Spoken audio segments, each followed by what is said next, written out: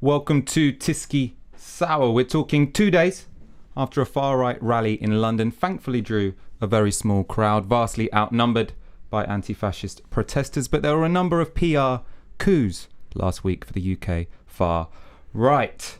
Stephen Yaxley Lennon, otherwise known as Tommy Robinson, had a whole episode of Newsnight dedicated to him. Well, I suppose the first half of the episode of Newsnight dedicated to him, which was framed questioning whether Tommy Robinson was a man raising concerns that others ignore or a far-right figure exploiting the victims of sexual abuse for his own ends. This was a framing he'd be very pleased with, especially as it came alongside a background which was his own propaganda image of him with some tape over his mouth. Meanwhile, in Brazil, a far-right politician is odds-on favourite to become the next president. Jair Bolsonaro, when not insulting women, gays or black people, is praising Brazil's dictatorship. He won 46% in the first round of the presidential elections, which in turn saw Brazil's stock market jump 5 percentage points. Today we'll be asking whether we should talk seriously about a fascist international, what interests are backing this shift to the right, and importantly how it can be resisted. To do show, I'm joined by Oscar Guardiola-Rivera, lecturer in law at Birkbeck and author of What If Latin America Ruled the World. Thank you for joining us. It's lovely to be here again. How are you doing? I'm doing well, but very sad about the results in Brazil. I think this changes everything. And I'm also joined by Ash Sarkar, senior editor at Novara Media. How you doing, Michael? I'm very well. How are you? I'm very well.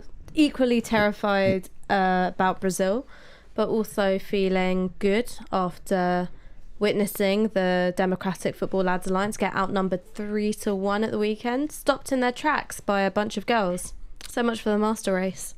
So yeah, we're going to start with the UK. We're going to do Brazil in the second half. So tell me about that demo on Saturday. I did pop along. It seemed like a complete washout. Like there barely was a fascist demo, right? I mean, so there was maybe 1,000, 1,500 of them tops. And there were some things which it was good to be reminded of, actually. So one, a mobile demonstration is infinitely superior to a static one. So the one that was called, with the gathering at Portland Place, it was called the Unity Demo. It was led by women and non-binary people. Were much more effective at actually stopping the far right from going from where they wanted to go.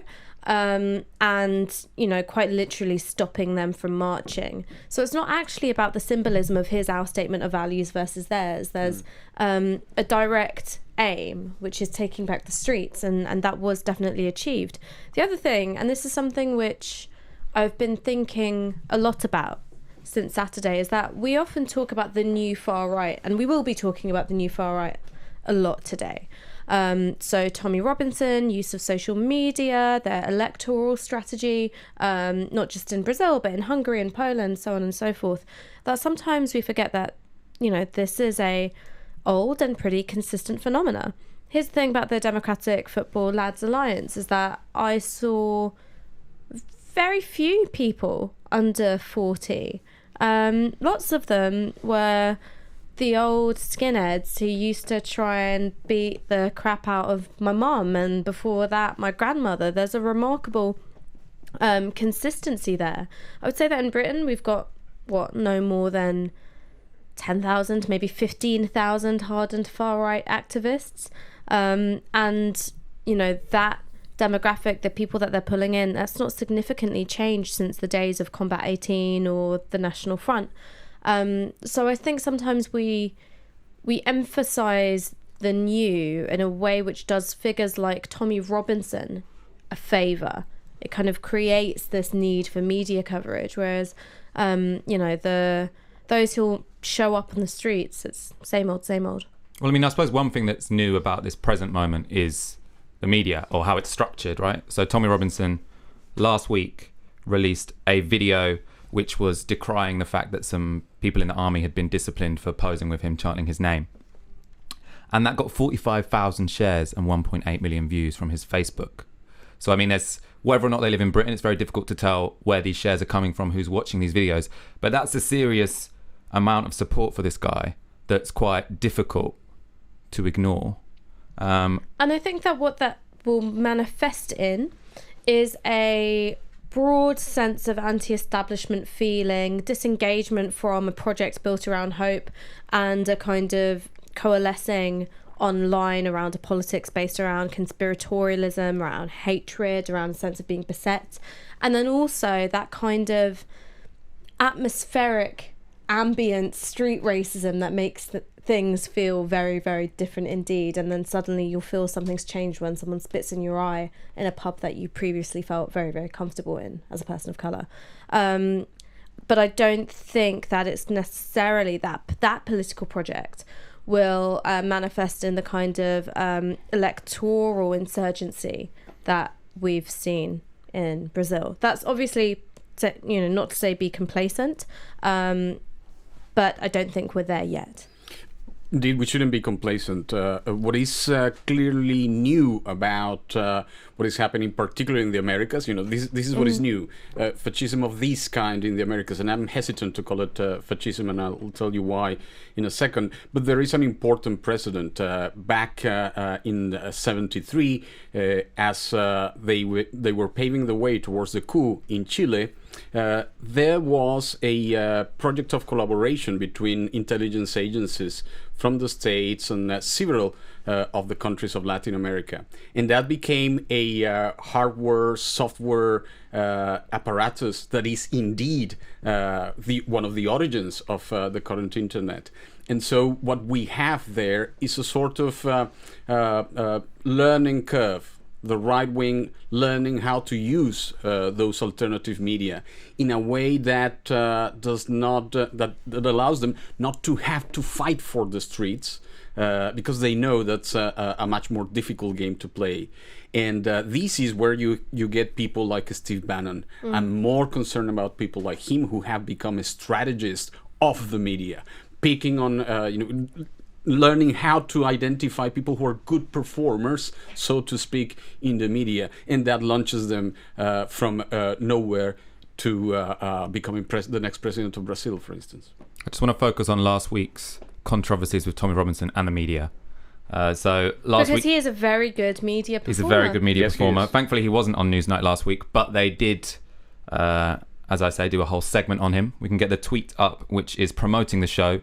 Is Tommy Robinson a man raising concerns that others ignore, or a far-right figure exploiting the victims of sexual abuse for his own ends? We look into the roots of his appeal and where his movement is headed next, with a picture of him with the tape over his mouth. Tommy Robinson's been silenced. That was kind of the framing of the show. They justified this by saying this guy has an enormous amount of support in society, and on the internet we can't ignore stuff when they clearly exist. Do you think that's legitimate? What do you think of the BBC's decision here? They got a lot of flack for it. I think obviously you have to talk about Tommy Robinson. You don't have to use an image of Tommy Robinson that he'd be very, very happy with, of him with tape over his mouth, which feeds into his whole, sense of martyrdom. And you also don't have to take him at his word. And watching that piece, I think they really did take him at his word. This idea that he's really the one who's been standing up for the victims of child sexual exploitation in Rochdale, Rotherham, Oxfordshire.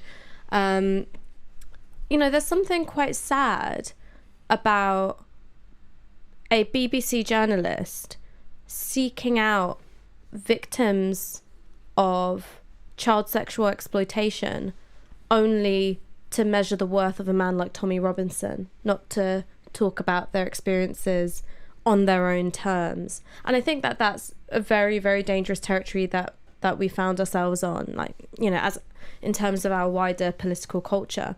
Because what that means is that if you are a feminist who stands with victims of sexual violence, no matter who the perpetrator is, you find yourself in a very uncomfortable position where you're criticising a piece of journalism which is in some regards a vehicle for these women who were children at the time to talk about their experiences, because you know that this is a coup for a very violent and horrible and disingenuous man. Tommy Robinson and his followers don't care about sexual violence. They don't care about the victims of sexual violence. They care about the perpetrators of sexual violence. That's a very, very different thing indeed. What they know is that they can weaponize it. And this is the other element that is new, I think. And here you're absolutely right, Ash. Journalists and others, including ourselves, we need to read images and the language of victimhood much more critically. If there is a pattern that unites all these characters, is the fact that they learn very quickly how to weaponize the idea of victimhood, both to present themselves as victims, hence the image of him with his mouth shut. They don't let me speak. And of course that speaks to this very peculiar intersection between libertarianism, this I can say whatever I want, this neoliberal ideology, and also the fact that after you obliterate all the social bonds, as neoliberalism has done, the isolated individual calls for authority. So this is what is new about this kind of fascism. This is the result of neoliberalism. And it is that abandoned, isolated individual who feels like a victim, and victimhood is actually a position of power. If I'm a victim, then somebody else is guilty. Somebody else is the perpetrator, not me. That's why these guys use that kind of language. And as journalists and critics, we need to learn how to unpick the language of victimhood. This also extends to the left's call-out culture. We need to stop believing that all we need is to identify the evildoer, that's enough. Clearly, it isn't. So this debate about whether to platform or to no platform, how to sort of like try and drive something out of discourse by not showing it, by not interviewing the person. To me, I know that as something very common in English discourse in the United Kingdom and the United States. Is that a debate that people have in Latin America? Obviously, you have enough people on the far right, or is that just the horse bolted out of the stable a long time ago, so there's no point in no platforming someone who's on the far right? It's different in the Americas insofar as what some people might think of as fringe ideology here in the United Kingdom has very much become the mainstream in the Americas, particularly in Latin America, for a very long time. I mean, we tend to forget, everybody thinks, but we defeated them. We won World War II. Well, not everywhere. For instance, not in Spain. And the influence that Spain had on Hispanic and Iberian countries in Latin America has been underestimated. That kind of opinion, the kind of opinion that Pinochet and others, drew forward in the Americas, became the mainstream, which is why the American philosopher Linda Martin Alcoff was absolutely correct when she said that for all his posturing against Latin Americans, Donald Trump has been inspired directly by the strong men of Latin America. They have been around for a very long time. We have in Colombia suffered Álvaro Uribe Vélez for a very long time. We know what they're capable of. Their discourse became the mainstream. The way they use gender, for instance, what they call in the Americas an ideology of gender. They are doing so again. Bolsonaro is a clear example of that, but he's not the only one. He may be more the symptom than the cause. I mean, I think the thing about that the best disinfectant is sunlight. You know, you give them the interview so you can skewer this far right figure and sort of pin them to the wall on facts, is that we've seen that fail time and again. We saw it fail with Steve Bannon. We've seen it fail with Trump. I don't think I've ever seen interview with Trump where he's been effectively skewered by a journalist. We saw Kathy Newman not do very well up against Jordan Peterson, and I think that we would see similar things with Tommy Robinson, and we have seen similar things with Tommy Robinson when he was interviewed by Sky News, for instance, is that the landscape has changed of what it means to be a good media performer. How do you energize your base? Simply getting these figures to trip up on matters of policy detail isn't enough, because they don't want to play by the pre-established rules, to be seen to break those rules. And the people who are listening to them don't care about they don't care about those rules, and I think actively dislike those rules as well. Means that the traditional way in which you skewer someone in an interview simply doesn't work. So for me, the argument isn't defend no platforming, it's defend a model of journalism which has failed to hold any of these figures to account effectively. But who is good? So I suppose my concern about sort of like the way that no platform dominates the debate on the left is sort of like who's allowed to speak on your talk show, who's allowed to speak at your event. You know, and it gets quite broad. It's not just fascists. It's sort of like anyone who said something problematic at a different period of time. My worry is that it makes people quite bad at arguing. So I think one of the reasons why when Kathy Newman comes up against Jordan Peterson is because she's never debated anyone on the alt-right before, because people have been excluded who have what we'd think is pretty like abhorrent ideas, but which are quite commonly held.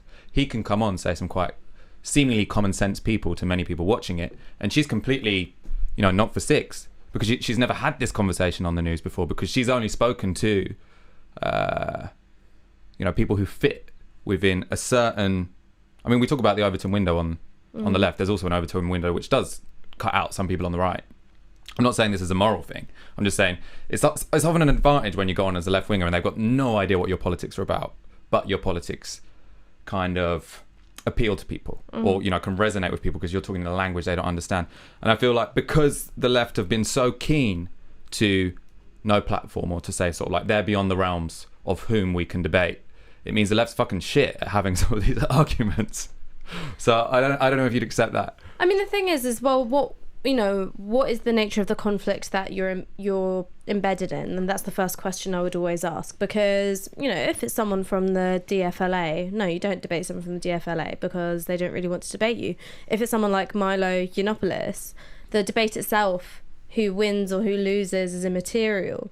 A figure like Steve Bannon, I think you have to start, because you've got to sort of demystify the master of strategy there. How you go about doing that, I think, is the trickier question. I think similar with Tommy Robinson, you'd want to see him put to the wall in his own history of violence against women. I think one of his very early interactions with the police was kicking a off-duty police officer who intervened when Tommy Robinson was being violent to his partner at the time. So you really want to nail people on these issues, and you don't really see it done because, quite frankly, the establishment media is scared of playing dirty.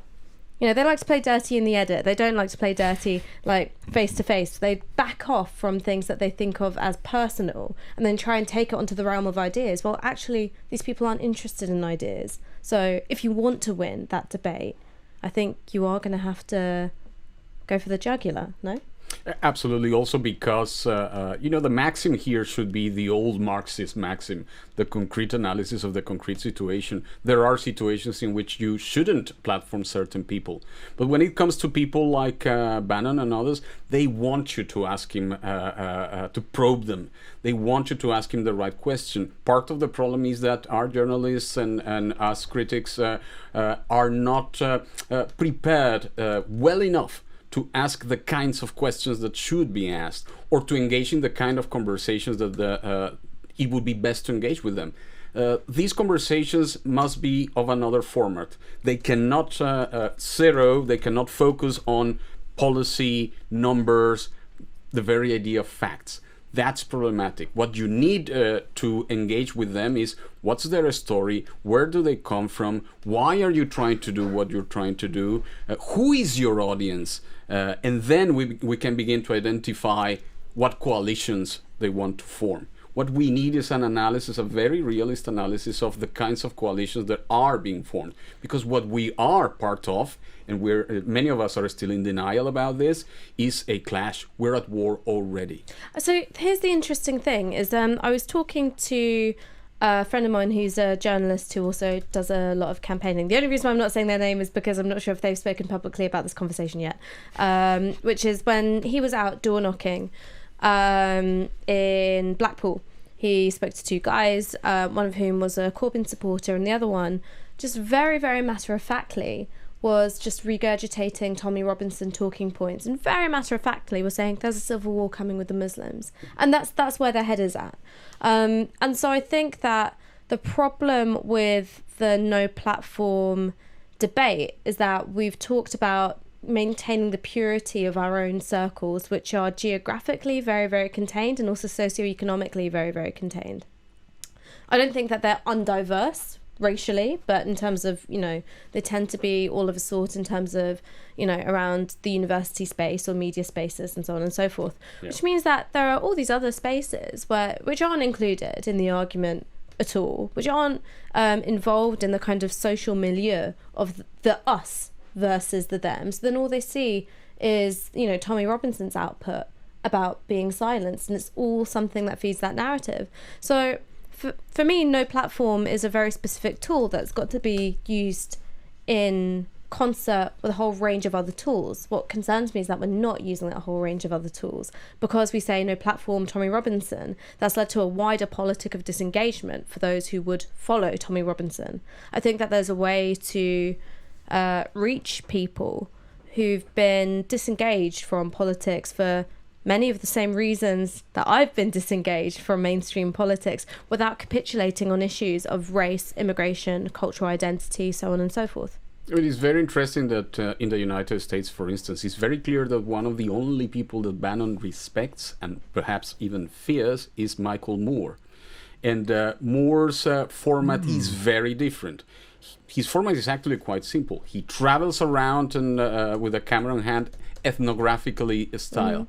But he just allows people to talk what they have in mind, and he pursues that kind of conversation at the level of colloquial language, and then he introduces certain humor moves that allow them to appear mockingly enough and allow him to keep certain distance.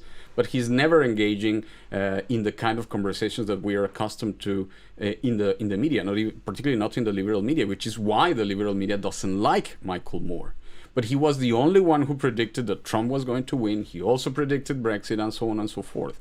Perhaps we should look into these other kinds of formats. There is a reason why certain art forms are better right now at giving us the true likeness of these guys. For instance, to prepare for this program, I watched two things. The first one is American Horror Story Cult, which is revolves around Trump, and the second one, this afternoon, Michael Moore's 11/9, and. Of the two of them, I tell you, the more terrifying was Michael Moore's documentary. Why? Because he has been talking to people, and people have been telling him, we have had enough, we want to throw a Molotov cocktail at the establishment. And if liberals, progressives, and leftists vacate the terrain and allow that terrain to be filled by people who know how to, fire up the crowd, such as Trump or Bolsonaro and so on, that's perhaps the reason why we're getting those kinds of guys here. Can I ask you a question? Sure. Ethnic minority to ethnic minority. I sometimes feel frustrated with the academic anti-racist left, because I feel that we really focus on a purity politic. We sort of don't look at the imperfections that are embedded in forming a social coalition. We're not very good at social coalitions, really. And I think that under the auspices of sort of grand historical narratives around conflict, particularly around, the impulse to decolonize, it's actually meant that because we see violence and colonial legacy in everything, that we can then do nothing. Do you think that that ground of firing up a crowd, mobilizing mass movements, has been vacated in part by anti-racists, the people who should be the first bulwark against fascism? I know so, because that's the mistake that those of us who joined the Colombian student movement back in 1991 and were successful in driving a popular constitutional convention to stop the then fascists, then we vacated that terrain, having learned how corrupt, inverted commas, it all was. And of course, I'm talking about Colombia. And what we saw things that, you can't unsee, things that you shouldn't see when you were that young. I mean, I must have been 17, 18 back then.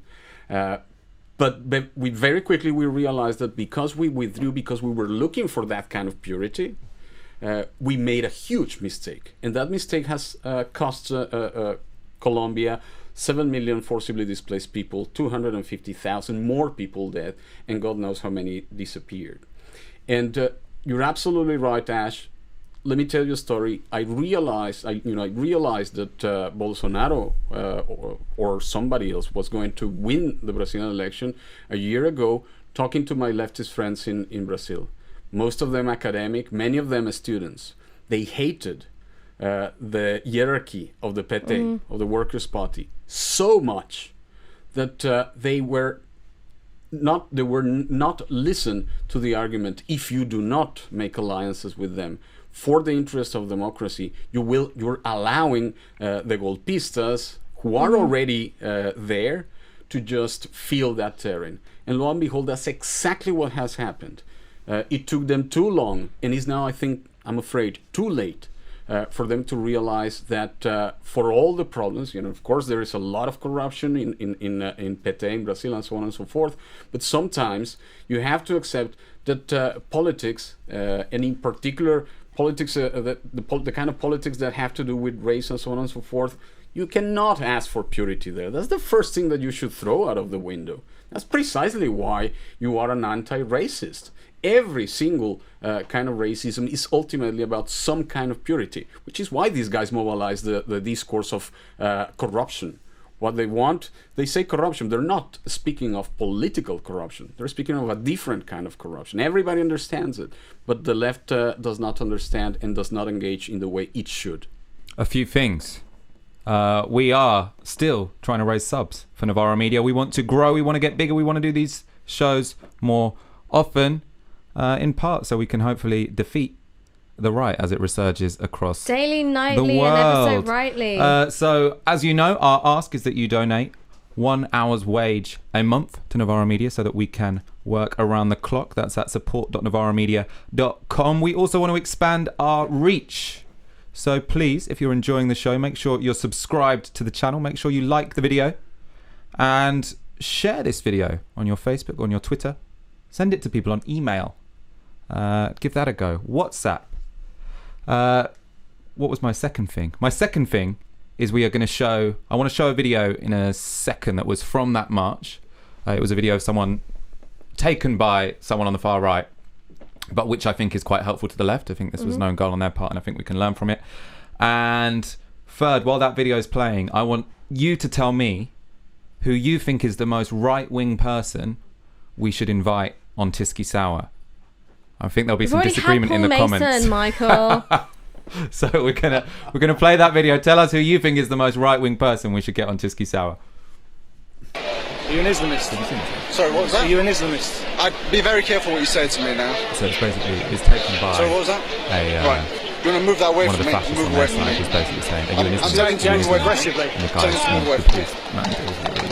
No, I noticed you telling some lies to a couple of people, and I've just asked. You know, like he holds his own, but in a very non-aggressive way. Yeah. If you've got your own political or religious beliefs, just keep them away from work. I'm not a religious belief anyway, so you can say what you like, mate. But I'd tell you to stay away from me like I've told you You're acting before. aggressively. Yeah, Yeah, exactly. I'm telling you to stay away from me. That's fine. I can tell you to stay away from me. You all right? No, it's just I happen to be passing, and I don't know if it's your briefing that was lacking, but this guy's been telling, I assume they were tourists, Well, originally yeah. talking to. That's fine. He's been lying to The them. moment you tell me that I'm an Islamist, you will have a problem. I didn't tell you anything. Well, what would the problem be? What would the problem be? Are you going to physically assault me? You're being aggressive. He's not gonna. All right, thank you very much for calming him down. Thank you very much. Thanks. Thank Why you. are we back? Why this is Ooh, you look very very good on camera effective. today, Michael. I didn't. Okay. I've got stubble and a recently shaved head, which is a great Ow. combination, I think. If I do say so myself. It's relative to without it, you know. That video, why I think that is so effective, is because what these people on the far right like to say is that they are the ones who stand for law and order. They're the ones who are nationalists. They're the ones who are the reasonable people, and it's the far left who are sort of wacko and out there. And what you're seeing here is that, you know, no one can relate to a guy who's asking a brown copper if he's an Islamist just because he's brown. You know, it makes them seem extreme. It makes them seem unreasonable. It makes them seem like they've got nothing for them. And what that made me think of is, so there's lots of discussion in the United States about the aftermath of Charlottesville. And most people on the left seem to agree that that was actually the most useful thing about that anti-fascist demo there, was that it made the far right out themselves as the fucking weirdos they are. So before that, the far right wanted to show themselves to be sort of like smart, they're sort of dressed up, they say things that, you know, are supposed to be commonsensical. And then because they have to go out and fight the left, that brings out sort of like all the weirdest elements in them.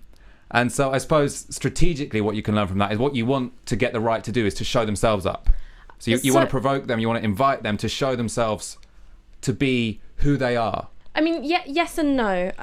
So I think that the point that you made about corruption is a really important one. So yes, the far right like to present themselves as the custodians and the defenders of law and order, but part of it is that they are, you know, the narrative that they spin for themselves is that they are identifying the corruption of political and law and order institutions. So a brown person in that position is themselves an embodiment of that corruption. So that's the narrative they're telling. Obviously, this doesn't go that far with the general public. My fear is that the new far right will smarten up a little bit. And because I like to, bang my head off a wall for fun. In that spirit, I was going through the Democratic Football Lads Alliance's Facebook page, and what I noticed is that the official page was sharing lots of photos of these two Muslim women who were wearing hijab holding one of their banners, which was justice for women and girls. They were told that this was a march against paedophiles, so they joined in. I don't think they knew who it was that was organising it. So obviously the DFLA plastered this picture everywhere because it makes them look non-racist. But the thing is that, and this is why I think we shouldn't look for too much rationality in what they do, is that a racist is able to do both these things at once. They're able to hate on any brown person they see in a place where they feel they shouldn't be, and also welcome in strategically a brown person where it helps their cause, because ultimately what they're looking for is a position of power in which they can eliminate us from the social fabric. But we shouldn't look for too much consistency there. What worries me is how much and how quickly groups such as the one we saw in this video will learn and are learning from their equivalents in the Americas. Because there we have the sort of counter-example.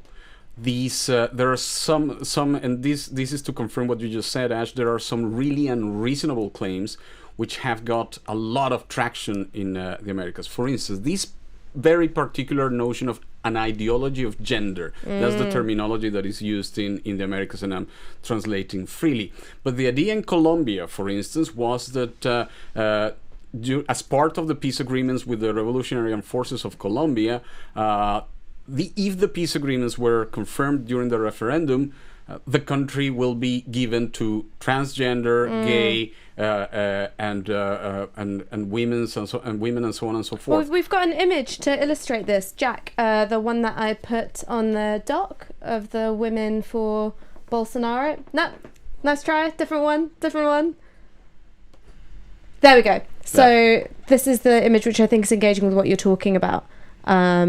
So that's what is that? Can you see the difference? Is that what it's saying in Portuguese?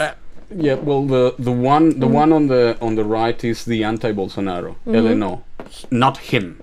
And this is important because 52% of the electorate in Brazil is female. And the only hope they're clinging to right now is that all of them go and vote en masse against Bolsonaro. But of course, you have your left wing, on the left of the screen from our position, you have the other one. That's the colors of the Brazilian football team, which of course is significant in itself.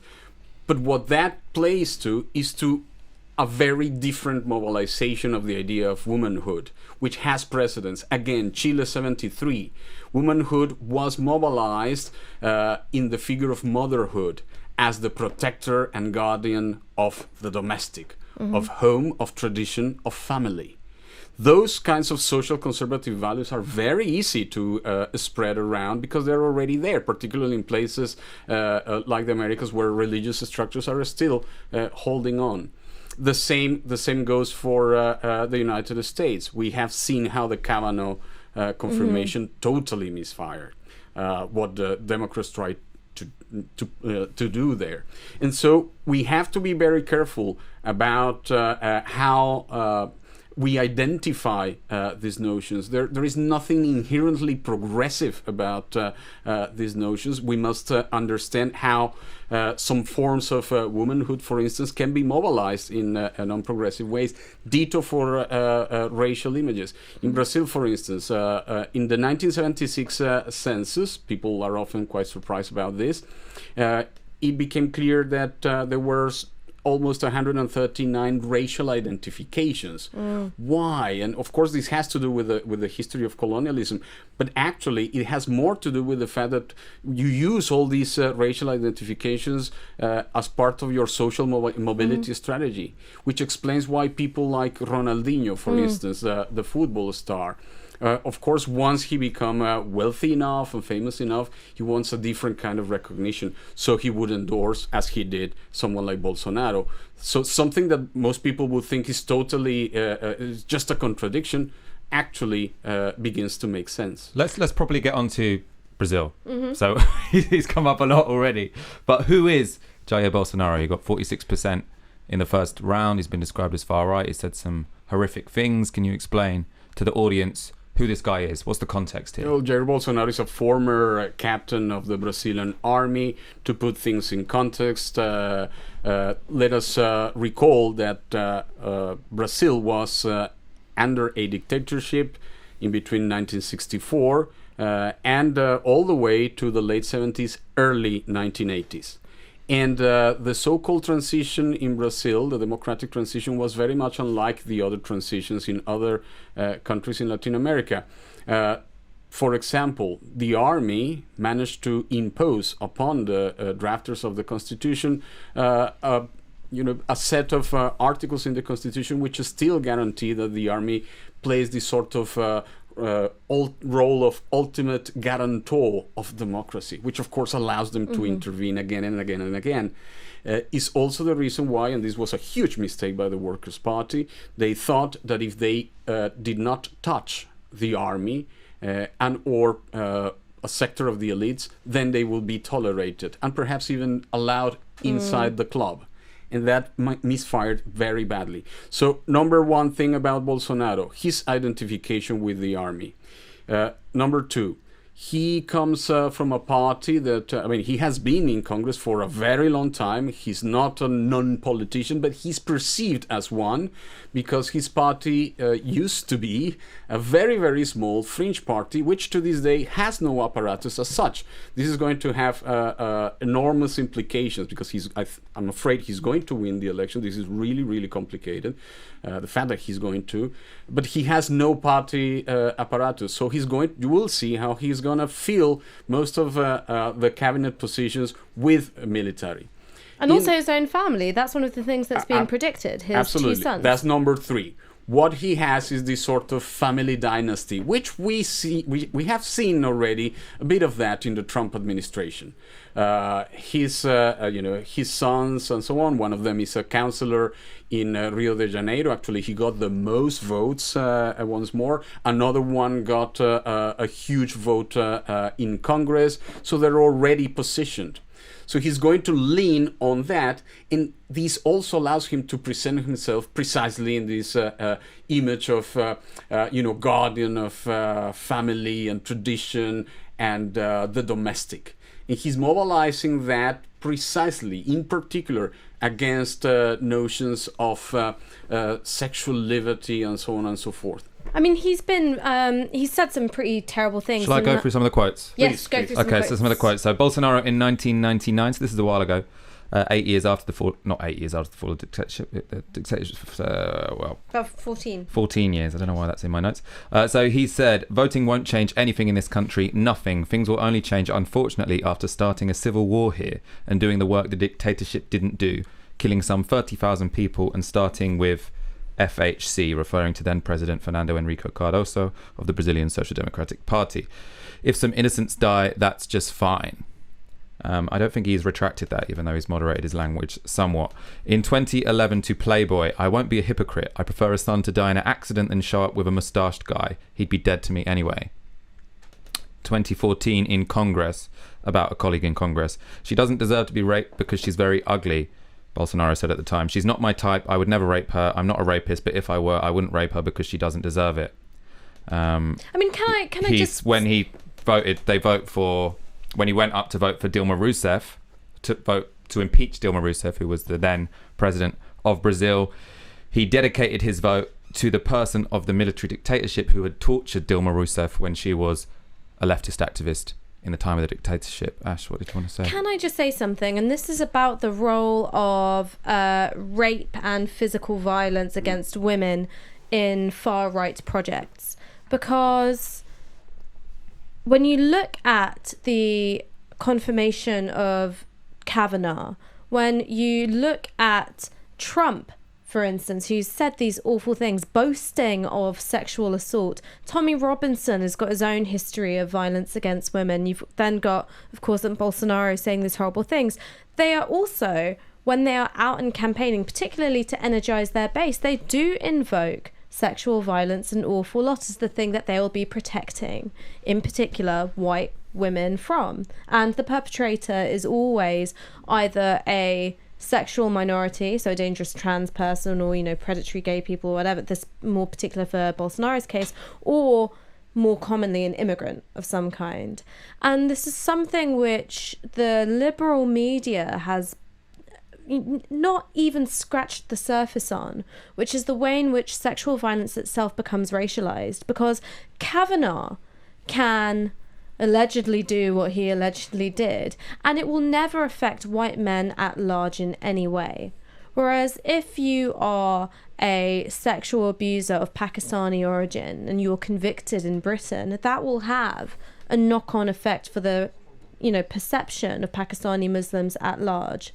Bolsonaro can say these horrendous things. I'm not a rapist, but if I was, I wouldn't go near her. And it still in no way discredits the way in which he conjures up the spectre of violent crime in order to energize, in particular, a, you know, white women's vote in Brazil. And it's so... I've got nothing articulate to say about it. It's just enraging the way in which, if you are a person of color, if you're racialized as an immigrant, you never get to be an individual in the way that white men can when they do something terrible. To think about what you just said, number one, we know that rape has been used as a weapon of war for a very long time, perhaps always. But more recently, in the last 3 or 4 decades in the Americas, this became a very conscious and precise weapon of war used against racialized women in particular. And actually, at first, not by your far right-wing groups or characters, but on the one hand, by the army, the regular armies, in the case of Colombia and or Mexico, there is plenty of evidence that it was consciously used. But also, in the case of Mexico here is very important, by in the zones where the industrialization took place. So everybody knows now the term femicidio or feminicidio. But that term began its use precisely in order to try and express the fact that women who had migrated to the Mexican-American border looking for jobs became easy prey to both the cartels and the maquiladoras, the corporations who were working there. Once the companies left, the only organization left there was the mafias, and so they also became part of the trade as mulas, as workers, and there was a clear assumption that on both counts, both as workers and as women of color, they were disposable. This is exactly you get the same mapping in Colombia and a very similar one in Brazil. The political assassinations that have already taken place in Brazil, because the war against the youth and against women in Brazil has already started, were against women of color. The most well known is the assassination of Marielle Franco. what we're not being told, because this is the other unfortunate thing, these things are not being reported. Places like Brazil, everybody has this idea that everybody's happy, that this is a racial democracy, and football, and that's it. Nothing further from the truth. This isn't a racial democracy. Latin America is heavily racist. Actually, perhaps more so than the United States. We must recall, again, another historical fact. More African slaves were imported into Latin America than they were into the United States. And so this makes it quite easy for someone like Bolsonaro to mobilize two signifiers. When he says, I'm not a rapist, but if I were, so you take distance, but if I were, I wouldn't do it to her. Because that her, the connotation is immediately a racialization and class position. I wouldn't do it to her. But then what you left hanging in there is, but then if we are at war, perhaps the soldiers will have to do so. And that's exactly what we're already seeing in the streets of Rio de Janeiro. There is a really awful video circulating, and it's very simple. It's just, it seems to be soldiers in fatigues, without their t-shirts off, showing their huge, body, their sculpted bodies, and this is also very important. And just doing the rounds, and chanting with the Brazilian flag in the main streets of Rio de Janeiro. So now something that was tolerated by the white middle classes, including women, in places like Rio, in the favelas, that is to say, now is beginning to be staged also in areas where the middle classes. That shows you that what their aim is. What they are saying really is we're at war. Corruption means we have been contaminated. We have to eliminate the contaminants. And in that war, all means are presented as legitimate, and particularly hitting on women who are, and even worse if they are women of color, much worse if they're women, colored, lesbians, and on top of everything, leftists. And I could give you many examples of how that has played out. In Colombia, there are quite a few very well-known figures, but we also saw it in the case of Dilma Rousseff. A week before the vote for her impeachment, one of the most the best-selling glossy magazines, Isto É, published a cover in which this was a shot of her face, magnified, and the caption read, Dilma's mental breakdown. She's hysterical. It turned out the photo had been taken during a football match, and she was shouting, celebrating a goal. But it didn't matter. It is the use of that imagery and the fact that everybody knew that it would be read in a certain way. I mean, it's so powerful. I mean, even for someone like me, when I saw that juxtaposition of the, Bolsonaro supporter and the not him supporter, and when I've seen similar things on demonstrations here, and I see feminists who are when they capture that image of someone who's got body paint or topless, my first instinct, and this is someone who's really tried to rid myself of that internalized misogyny, is a frustration. I go, oh, why have you done that? You've just discredited all of us. That's how deep it goes. This imagery is so powerful, and it appeals to that deeply ideological, non-ideological common sense. Almost, you know what I mean by the ideology that presents itself as non-ideological. I would invite our listeners to watch Patricio Guzman's documentary, weeks before the coup d'état took place on the 11th of September 1973 in Chile. It's called The Battle of Chile, and one of the best images in the first part of the documentary shows these white middle upper class women in Santiago, the women of Poder Femenino. Their campaign was to surround the houses of members of the military who were known to still be in support of the constitution, and to call them out. Why are you not protecting your wives? Why are you not protecting your daughters? And so on and so forth. And And their image in front of the camera is an image of fury, but it's also an image of affirmation. If I cannot be part of the social contract as a woman, in the fullest sense of the term, at least I will make myself heard as the guardian of the borders between the domestic and the public. And because neoliberalism has sort of translated our idea of the public good, it has translated it into a mirror image of the private good.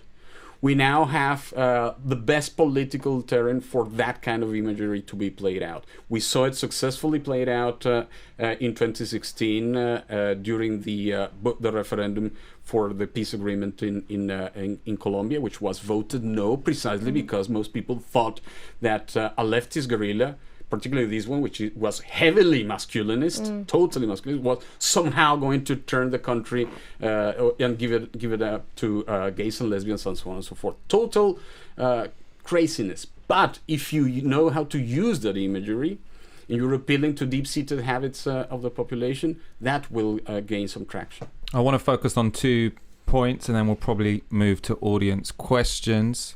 So the first, when Bolsonaro scored 46%, surprisingly high, everyone knew that he was probably going to come first after Lula was disqualified by being imprisoned. So actually, I should have probably given you a little bit of background. So Lula was the most popular president in Brazil for a long time. After 2 terms, he had to stand down constitutionally in 2010. Is that correct? 2012? Then he stood down after 2 periods. So it's 2002 to 2010. Then Dilma Rousseff comes to power. She is his anointed successor. She is overthrown as president by a sort of judicial coup in 2016 because of some irregularities with the budget, but it was generally understood that previous presidents had done similar things and hadn't been overthrown. So 2/3 of Congress backed a motion to get rid of her. They've had a technocratic centrist leader for the last 2 years, but his party's collapsed, and that's how Jair Bolsonaro has managed to come through on the right. The question I wanted to ask, though, was this astonishing score that he achieved at the election was followed by a 5-point jump in the stock market. The Wall Street Journal has not quite celebrated, but all but endorsed Bolsonaro against Haddad, who is the Workers' Party candidate. What are you surprised, basically, I suppose is a way of framing that question. Are you surprised that business is happy to welcome a guy whose politics look like this? No surprises here. I would invite our listeners to read the secret reports that Frankfurt emigres to the United States wrote back in 1943 for the OSS, that the precursor, the Allied precursor of the CIA. They very clearly told the Americans and the Allies back then that it was a mistake to think that Nazism had rise up in Germany just because of some culture of Prussian militarism. They put the blame squarely on the heavy industrialists. And they were also advising the prosecution, which was preparing the case for the Nuremberg trials, and they asked them to put those industrialists on the dock. Because the Allies were more interested in the reconstruction of the German economy and Europe's economy in general, they decided not to do so. This is a huge blind spot, because we're still thinking that all it would take to defeat fascism is to find the really gray-looking guy with dark shades and green fatigues or gray swastika hats and so on, and then put him on the dock, and that's going to do it. But we have let off the hook those, the civilians, as the civilian golpistas, as we call them in the Americas. They showed up again in Chile in 1973. It's absolutely clear. It's been documented. There is a famous cable sent by Hearst, the German chemical corporation, from Santiago. This is going to be a coup. This is going to go in this manner. What is interesting is the date. Is 1971, months before Salvador Allende is sworn into power. So, and it's clearly the same in Brazil.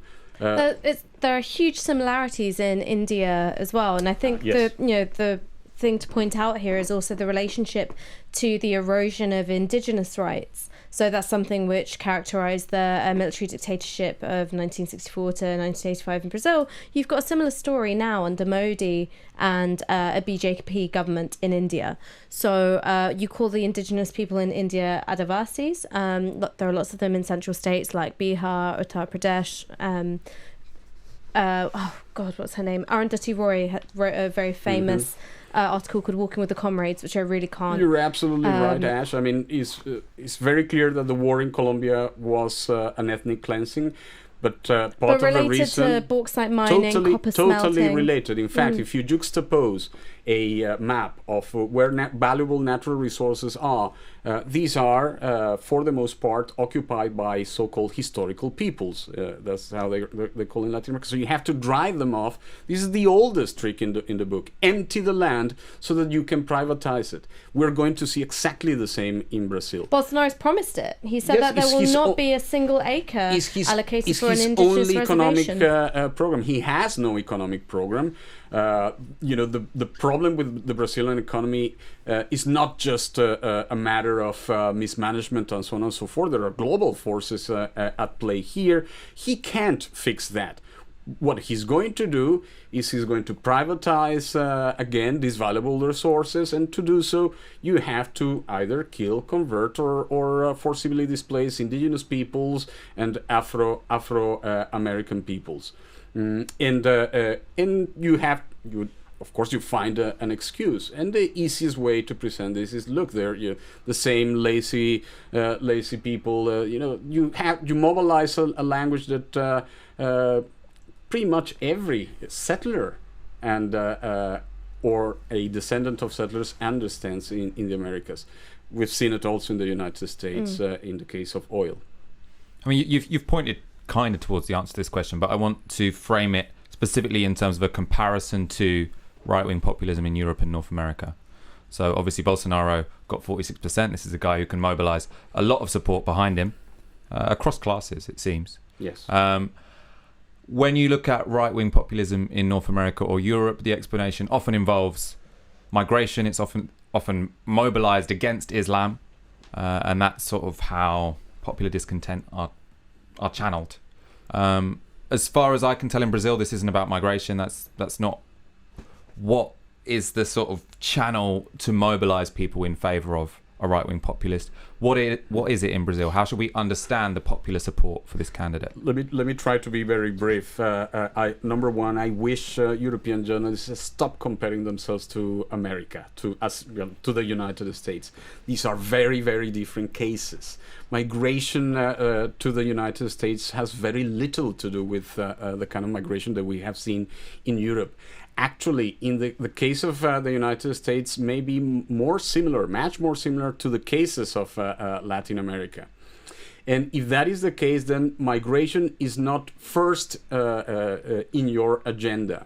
In fact, Trump didn't fall from the sky, of course, and his first forays into politics had to do more with jobs going, and with the fact that deindustrialization was happening. Of course, then you can connect that to some ghost of migration. Most people, particularly in the Bible Belt of the United States, for instance, in the state of Texas or in Louisiana, wouldn't fall for that. Why? Because they have lived with this kind of circular migration in between Mexico and their states for a very long time. They know it adds value to their economies and so on and so forth. So you need something else. You need something more. And of course, that something more was economic depression. The kind of abandonment, to their destinies of poverty and destitution, the protagonists of which were, and here you can make comparisons to Europe, the protagonists of which were the center-left parties. It was the Democrats who abandoned that sector of the population in the United States. It was the the second Lula administration and the first Dilma administration, who did not pay attention when people took to the streets, particularly Dilma in 2013, people took to the streets to voice their discontent. That was the point in which the Workers' Party could have turned around and stopped making compromises with finance in the particular case of Brazil.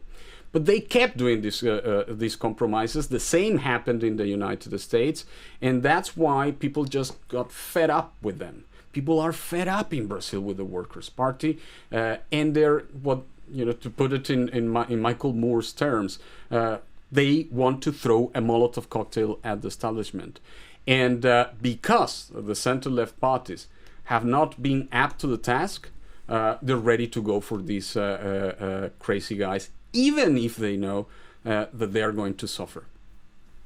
Okay, I'm going to take some audience questions, but while you're typing those, Ash, do you want to add something to that? I don't have that much to add. I feel I've just been listening, kind of wrapped. I think that this also speaks to the global crisis that we find ourselves in, which is the decline of neoliberal globalism and a failure of political imagination to think about what comes next. I think that the left in Britain is getting there, inching towards that, maybe, that kind of visioning, but only really domestically, certainly not in terms of values. When it comes to fighting the far right, we tend to fall back on the kind of, liberal cosmopolitanism rather than sort of a drastic reinterrogation of, who are we? To whom do we belong? To whom do we feel an affinity? And I think that the left in Britain hasn't really thought about itself in an international context at all. I think that part of the reason why that is, I was saying this to, I bumped into Comrade Aaron Bastani on the bus earlier today, and I was suggesting this to him, is that I think that the left has been quite timid when it comes to international outrages, but beyond a few talking points, because we are scared of appearing interventionist, because we know where that goes. We're kind of, we're still in the middle of a war on terror, except we talk about it less, but after the war on terror, I think we're scared of anything that comes across as stepping beyond our bounds in some way. And the other thing is that we really don't understand politics in other countries, particularly if they're not part of the Anglosphere. I mean, what I'm really worried about, Ash, is the possibility of a war, a low-intensity war starting in the Americas. There is no precedent for that. We can compare this kind of neo-fascism with 1930s, but Germany was on its knees back then. This is very different insofar as you now have fascists in control of, on the one hand, the biggest army on earth, and on the other, Bolsonaro in the biggest country after the United States in the Western Hemisphere.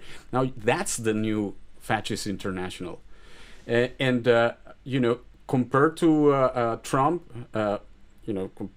compared to Bolsonaro, Trump is is a nice guy. Bolsonaro is terrible. Our conservatives are very different. Our conservatives are not moderate. They don't think they need to hide their colors, which is why when I hear people being so surprised about the kinds of things that Bolsonaro has said, well, these are the kinds of things that they have always been saying, and I'm very worried about that new axis. Is very different. I mean, this has never happened before. To have the full support of the United States, and at this particular moment in the Americas, when you have Venezuela in the middle. So you have Colombia ruled by the fascists. You have Brazil, who's going to be ruled by a clear fascist. At least the Colombians try to hide themselves or present themselves as somehow liberals. And then Trump, who at some point might need a war in order to get himself out of an impeachment corner. And Venezuela is just there. In fact, he wouldn't even have to commit American troops. Colombians and the Brazilians are going to be very happy to just give them to him. That's that kind of scenario. Call me a conspirator, whatever. But I'm very, very concerned about that kind of international scenario, particularly as it concerns a British British politics. We're all thinking about, and of course I want Corbyn to be elected. I think it's very important. But then what happens to the Conservative Party? Which, as leftists, we should also be asking ourselves that question. What happens to the Conservative Party fragmented, completely decimated after a post-Brexit catastrophe? Who's going to take over?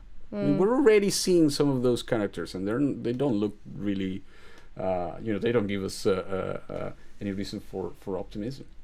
There's some good questions in the comments. Joseph O, what will resistance look like in Brazil if a social majority support reactionary ideas?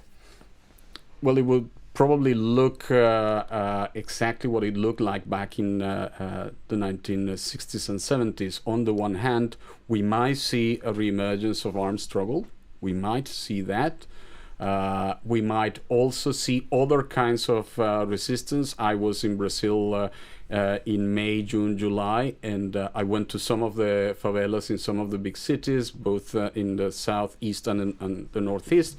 And women in particular, there's a reason for this. They were already preparing safe spaces and actually, literally, I'm not speaking metaphorically, digging trenches so that they can cut off the favela of Maré, for instance, from the possibility of an attack. Because one of the big planks of Bolsonaro's government policy is going to send the military into the favelas, Actually, right? it had already happened. It has already, the Workers' Party also sent the military to the favelas. This is it's a huge part of the problem. Only that Bolsonaro will do so with, full force and cameras and so on and so forth. So probably armed struggle, this kind of very local resistance, and we'll see the cultural representatives, and this pains me. We may see Chico Buarque, for instance, having to go into exile yet again, or Gilberto Gil, because those guys they remember how it was. Some of the newer generations apparently forgot how it was. I mean, just building on this point about forgetting, that's not just a forgetting of how it used to be, but also a rewriting of history. So lots of us in this country are familiar with Chile. We're not so familiar with Brazil. I didn't know that there was a military dictatorship in Brazil until I watched a documentary about footballers. And I learned about Socrates and his work in organising against it. And I was like, there was a military dictatorship in Brazil. It's something which has kind of been written out of history. And there is a Brazilian self-image that their military dictatorship wasn't so bad, that, it wasn't as bad in terms of the scale of torture and, extrajudicial killings and Actually, those numbers have been frightfully underestimated and played down. They've largely been calculated in urban areas. They haven't looked at the forms of displacement and mass killing, particularly of indigenous people. And the other thing is that it completely downplays Brazil's role in Operation Condor. So this was the kind of anti-communism across borders in Latin America, very much backed by the United States. And, Brazil was directly involved in the atrocities in Chile. Let me say this. There is this leftist myth according to which, the United States just intervenes directly, and only if it gives the order things happen in Latin America. Actually, in most cases, our own elites do not wait and do not have to wait for the Americans to give the order. They do so themselves. That was clearly the case in Chile, and it was also the case in Brazil. And actually, the springboard for the coup in Chile was Brazil, which was under a dictatorship. Of course, the Americans know this, so they use it to their advantage. But we don't have to go that far back in time. The last decade and a half in Colombia. People are now, the story, for instance, is about 2.4 million people being displaced or migrating from Venezuela. That's really bad. It's huge. It's terrible. But we forget that in the last decade and a half, 7 million people were forcibly displaced internally and externally in Colombia during a civil war presided by something that did not appear to be a dictatorship. So the right wing has also learned their lessons. They're not going to give us some Pinochet kind of guy. Even Bolsonaro is already being normalized, as Michael told us, by the usual suspects, the Wall Street Journal and so on and so forth, because they're going to benefit from him. And that's what they really care about. So they're going to, now they wear suits and ties and they appear more or less polite. And yes, they say some awful things, but then but they measure their language, and that's really a huge concern of mine. And now we have these people who are also learning their lessons, and you were very, very right in pointing out that part of what we need to do here in Europe, those of us who are on the left, is we need to educate ourselves much more in internationalism. It is because we ignore so much about Brazil, because the media does not report on Brazil. I'm tired of writing columns and trying to look at what's happening there. They didn't care. Venezuela is a better story because you can use it as a stick with which to hit Corbyn, of course. But this is happening. This is frightening. You now have a fascist international in the two biggest countries in the Western Hemisphere. I've got two questions about the Workers' Party. So from Kirill Potapov, what made Lula popular? Is this salvageable? And then a question from a different angle. Lorena Olaferta says, how could PT have been in power for the most part of this century and done nothing to secure democracy and anti-fascism? Since they were elected, they've moved to the centre. Do you think they've learned? So about the successes and failures of Lula and Dilma Rousseff's Let me PT. begin with the last question. Have they learned? Not yet. I'm afraid they haven't. They're still, until a week ago, they were in denial. For instance, they tabled Dilma Rousseff as their main candidate for the Senate in the state of Minas Gerais. Every single poll was telling them that she was going to wipe out the other candidates. What happened come election day? She ended up fourth. And why is that? Why is Dilma Rousseff so unpopular? Because she was the president who presided over a Workers' Party regime which compromised again and again and again with the elites, which decided not to touch the military. I've already referred to it. They really fell for the delusion that if they behaved in a civil way towards the military and the elites, somehow they were going to be tolerated. And they were for a while. The first Lula administration was exemplary. It was very interesting. It was very creative. Bolsa Familia was created back then. Participatory. That was a monthly payment directly to families, right? That was, Bolsa Familia. That kind of direct cash payment could have become the first minimum UBI guarantee salary, but they did not take those further steps. Rather than doing so, they chose to be tactical about how to stay in power, and that killed them. That's number one. Number two, not to be too overcritical about PT, is also the electoral system in Brazil is very complicated. There are too many parties. Congress is too big. There's 30 parties in Congress, right? Exactly. It's impossible to actually amass some kind of majority. So as PT politicians will tell you, you have to create alliances, and that's when you compromise, and that's when they began to tolerate phenomena of corruption. I do not believe that Lula himself is corrupt. I think the case against him, and I've read the case, seen the evidence, and so on and so forth. I think the case against him has no basis in law, but it's very difficult to defend the idea that Lula didn't know. And actually, that's what the electorate is very aware of. And this is the reason why, to answer the third question, this is the reason why they did not vote for them. So plenty of missed opportunities on the left. But actually, history tells us this has happened. The KPD back in Germany, did not react against Nazism quickly enough. It misread the situation.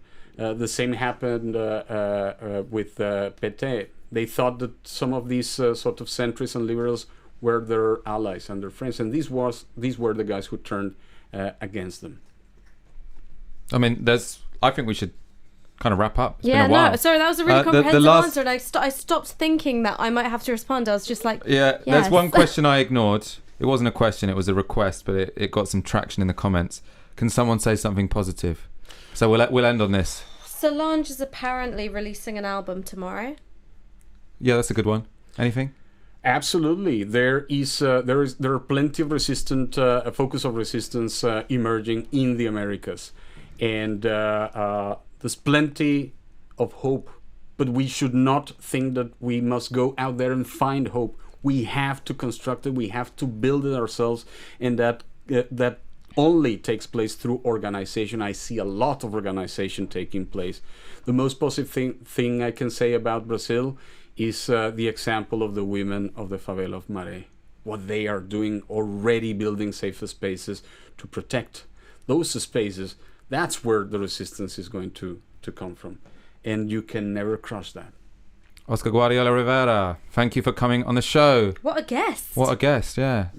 We've had him on before. We'll get you on again. It's such a pleasure. This only happens if one has wonderful conversations. Stop it! I mean, do go on. Ash Sarkar, always a pleasure. Yeah, you got to put up with me. Our loyal commenters, you make this all worthwhile. I love your questions. Good questions. I'm sorry I didn't get a chance to ask them all.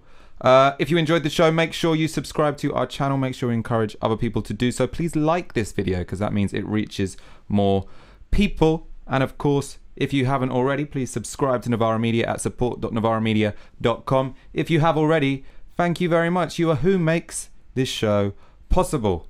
We'll be back next week, same time, same place. This was Tiski Sauer. We are Novara Media. Good night. Bye.